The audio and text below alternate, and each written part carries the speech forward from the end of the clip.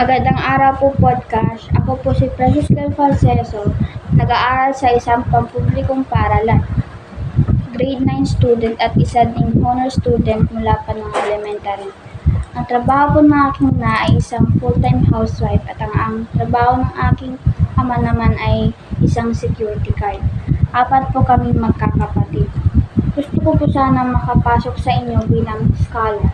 Ang ina ko po ay isang member dito sa podcast. Makakaasa po kayo na mag-aaral ko ng mabuti para maabot ko ang aking mga pangarap at makatulong na rin sa aking pamilya. Magpupursige po ako para sa aking pamilya. Ang programa niyo po ay malaking tulong po sa lahat. Sana Ma'am Chulimin Joy Borda ay ang wish ko po ay iyong maisakatuparan. Maraming salamat po. Hello po, Ma'am Chulimin Joy. Ako po ay isang member ng podcast company. Sinisipagan ko po sa pag-invites.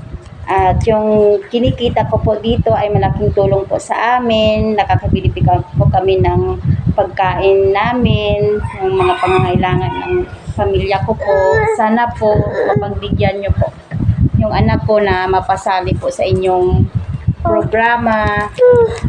Thank you po, Ma'am Chulimin Joy.